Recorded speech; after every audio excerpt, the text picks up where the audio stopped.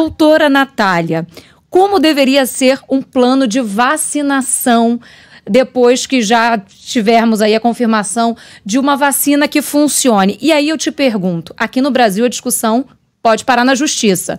É o caso de uma vacinação obrigatória, essa judicialização do processo não ofusca o mais importante, que é ir até o posto e tomar a vacina, disponibilizar a vacina? Microfone, claro, que tem que acontecer. Olha, eu vou responder a parte da obrigatoriedade, mas vou pedir para Mariângela e Margarete falarem sobre os grupos prioritários, porque elas entendem muito mais disso do que eu. Agora, sobre a obrigatoriedade, vocês têm toda a razão. Todo esse debate sobre se a vacina deve ou não deve ser obrigatória, ele só tira o foco do que é realmente importante, que é nós termos acesso a vacinas, no plural, consideradas pela nossa agência reguladora seguras e eficazes para vacinar a nossa população. Então a gente precisa, primeiro, que as vacinas sejam estudadas, que elas sejam aprovadas, que elas estejam disponíveis, ou seja, que a gente consiga produzi-las ou importá-las em escala, que a gente tenha insumos necessários para poder montar as campanhas de vacinação, que a gente tenha acesso às cadeias de frio necessárias para fazer o transporte e o armazenamento, como a gente já comentou aqui, que a gente tenha profissionais capacitados e treinados para fazer uma campanha de vacinação que vai ser ampliada, então talvez a gente precise treinar mais profissionais para isso. Olha a quantidade de coisas que a gente deveria estar se preocupando antes de sequer começar a pensar se vacinas deveriam ou não ser obrigatórias. Então, isso é prioridade, que a gente tenha vacinas e que a gente tenha vacinas disponíveis nos postos de saúde.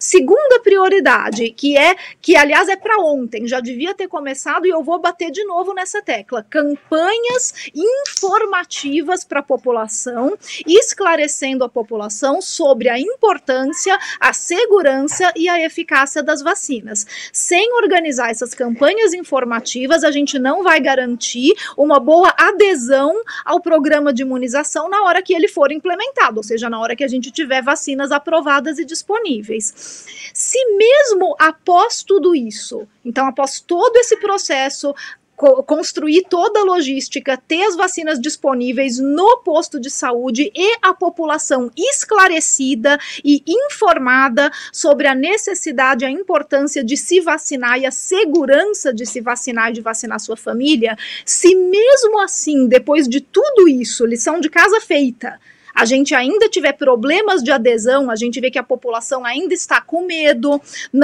ainda precisa de mais esclarecimento, não está indo aos postos de saúde se vacinar, aí sim é o momento da gente discutir obrigatoriedade. Mas deixando uma coisa muito clara, obrigatoriedade não é o agente de saúde entrando na casa das pessoas com uma seringa na mão para vacinar todo mundo à força. Obrigatoriedade de uma vacina é feita de forma indireta. Você vai fazer algumas restrições da vida civil. Por exemplo, não pode matricular os filhos na escola pública se não mostrar carteirinha de vacinação. Não pode receber o Bolsa Família ou qualquer auxílio governamental. Não pode prestar concurso público. E, veja só, essas restrições já existem, só que ninguém nunca nem percebeu, nem deu atenção para essas restrições. Por quê? Porque o brasileiro sempre foi muito favorável e sempre enxergou a vacina como um direito e não uma obrigação. Toda essa discussão sobre obrigatoriedade está simplesmente removendo essa confiança tão bonita que o brasileiro sempre teve nas vacinas, que sempre enxergou as vacinas como um direito. É isso que essa discussão política está trazendo, porque essa discussão é política e não é científica. Agora, sobre os protocolos dos grupos prioritários, eu vou pedir para as minhas colegas me ajudarem, porque elas sabem muito mais disso do que eu. Por favor, então, doutora Margarete, vamos começar dessa vez por você. Tá bom.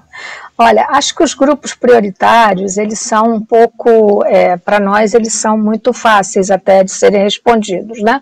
O primeiro grupo, como eu lhes disse, será o grupo de todas as pessoas, né? Uma vez abertos os lacres, né? Será o grupo dos que receberam placebo.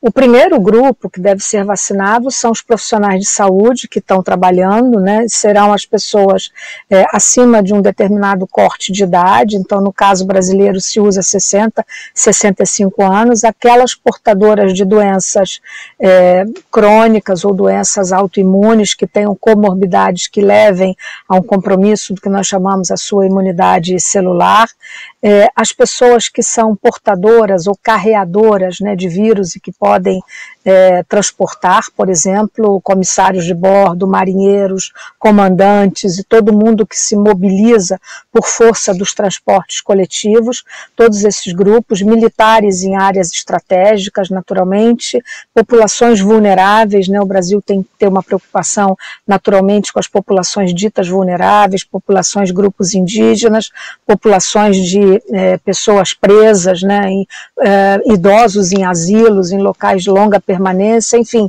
são grupos determinados que nós chamamos grupos de alta vulnerabilidade e depois o máximo possível de cobertura na população geral. Então isso é mais ou menos o que se espera, a meu juízo, de uma lógica ou de uma logística, melhor dizendo, de definição de prioridade de grupos a serem vacinados por uma ordem hierárquica que me parece bastante correta.